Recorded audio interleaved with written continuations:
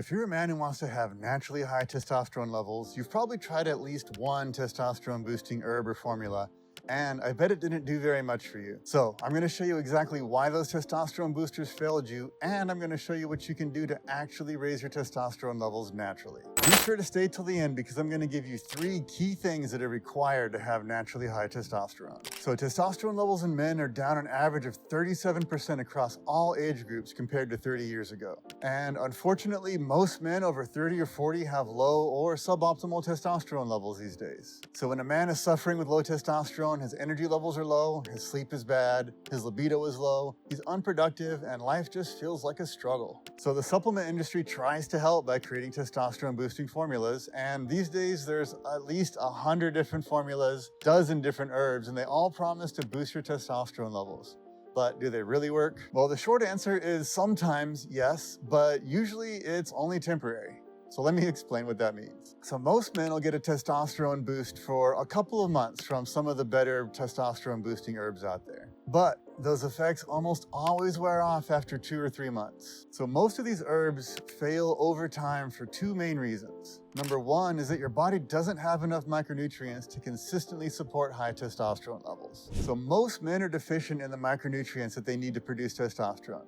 And there's 7 main macronutrients and a few minor ones that are all needed for consistent high testosterone production. So if you have any deficiency in those macronutrients, it means that your body won't be able to consistently produce high testosterone, even if you're taking the ultimate testosterone boosting herbs. So what happens is that the herbs stimulate your body to make more testosterone for a little while, but then your body uses up the micronutrients that you do have in that process. And the result is that your body runs out of the micronutrient fuel that it needs to make testosterone, and you end up back where you started, or maybe even a little bit worse. Your body can't make testosterone from nothing. It has to have the right micronutrients and the right amounts for you to have high testosterone levels. Reason number 2 that testosterone boosters stop working over time is that your body adapts to the stimulation that the herb or the formula is creating in your body. So our bodies are always adapting to what we consume, and the body is really good at adapting to stimulants. And most testosterone boosting herbs work because they stimulate your endocrine system to produce more testosterone. When that stimulus is new, your body has a strong response to it, but after a while, it adapts to the stimulus and it doesn't respond as strongly. This is similar to how your body adapts to caffeine, where if you drink it every day, you need more and more to give you the same effect that you used to get from a single cup of coffee. So testosterone boosting herbs have a stimulatory effect on your endocrine system, which your body is going to respond to strongly at first with a boost of testosterone. But then the response is going to get weaker and weaker over time. So this forces you to take more and more of that herb to get the same results. And that becomes a problem for herbs like Tonkat Ali or Fedosia agrestis because they both have some toxicity. Fedosia agrestis is actually quite toxic, and I don't recommend it at all. Now, a lot of herbs have some toxic compounds in them at various levels.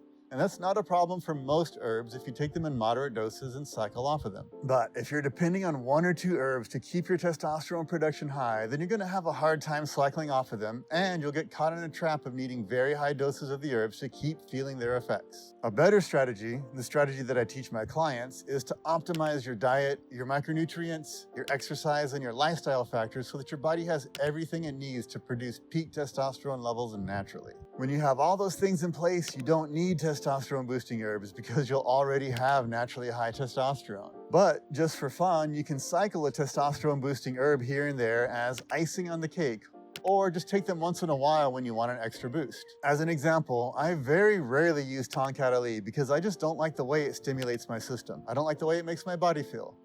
And I don't like the effect it has on my personality. So I'm normally a really chilled out guy, and I have a natural testosterone level of 1,196 nanograms per deciliter. But Tonkat can make me noticeably irritable, like very short-tempered, just short-fused. So the last time I had a bottle of Tonkat, I only used it as a pre-workout once in a while, and for that purpose I found it useful, and it didn't really have any impact on my personality. But I prefer to take more holistic, non-stimulating things for my pre-workout, just really basic things like electrolytes and honey. Because way too many men overlook the basics and they try to solve their problems with testosterone boosters, but that's a backwards approach and it's doomed to fail. Because when you have all of your fundamentals in place, you don't have to rely on any one herb to have high testosterone. Now, a lot of testosterone boosters don't work at all for many men, and that's because most of the testosterone boosting formulas are using cheap, low quality nutrients that aren't very bioavailable, or they're even toxic. So they'll use the latest trendy testosterone boosting herbs like Tongkat Ali or Fedosia agrestis, maybe some ashwagandha.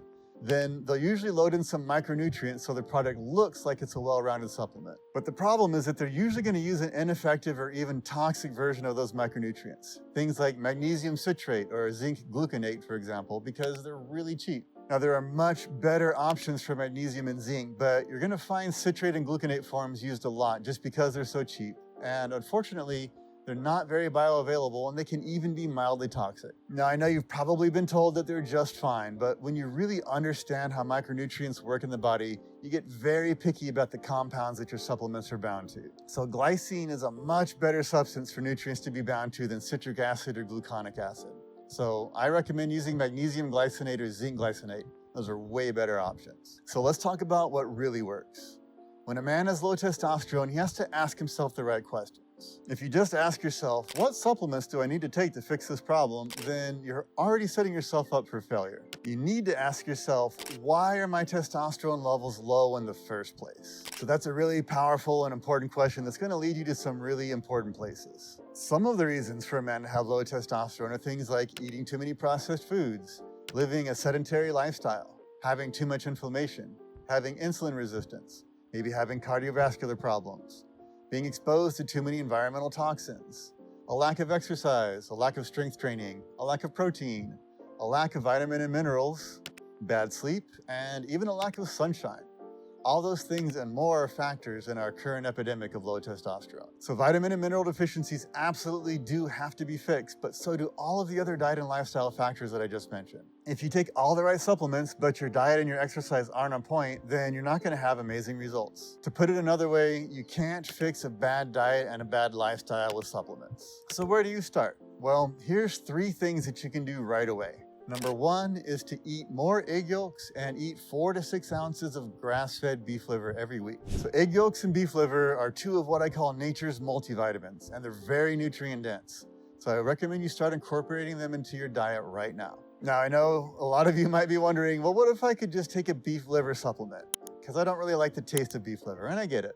And while taking a beef liver supplement is probably better than nothing, liver loses a lot of micronutrients in the process of being turned from a meat into a freeze-dried powdered supplement. So you're gonna get a lot more nutrition value out of liver by just cooking it yourself. So I like to cook up 6 ounces of liver. I like to keep it rare in the middle, and then I just add a couple ounces at a time to a beef meal over the next few days. Now, you keep in mind, you don't need to eat beef liver every day. It's more about the total amount that you eat every week. And this is one of those cases where more is not better. 4 to 6 ounces a week is plenty. Number 2 is to start eating more whole foods and fewer processed foods. So I talk about this in almost every video, but the more whole foods you eat and the less processed foods you eat, the healthier you're gonna be and the higher your testosterone levels will be. So to keep it really simple, processed foods are anything that comes in a package or has more than 5 ingredients or has any ingredient that you cannot pronounce. Whole foods are things like beef, chicken, fish, eggs, rice, potatoes, fruit, butter, cheese, and vegetables. So just start with some easy substitutions like potatoes or rice instead of bread or pasta, or have fruit instead of cookies or cake, and drink filtered water instead of soda. Number 3 is to move your body more in a variety of ways. So that means take a walk, ride a bike, play pickleball or volleyball or tennis or racquetball, go swimming, lift some weights. Just do a variety of things because movement is required for high testosterone. You simply cannot sit around indoors all day and expect to have good testosterone levels. You need to move. You need to let your body know that it needs to be stronger so that it's going to produce more testosterone. It's also not enough to just lift weights 3 or 4 times a week and then sit all day long the rest of the time. You need to move your body as much as you possibly can throughout the day by taking lots of little walks, taking the stairs instead of the elevator, parking far away from a building and walking those few extra steps. And then combine that with some fun things like a moderate intensity sport, and you're gonna be on the right track. Now, I do a lot with my clients to help them naturally double their testosterone levels. But if you start with those 3 basic things, you're gonna notice a difference. Just remember, you need to have the basics in place if you wanna succeed. So now that you know the reasons why testosterone boosters fail for most men, here's a video on how to naturally double or even triple your testosterone levels. And it has crucial information you're definitely gonna need, so be sure to check it out.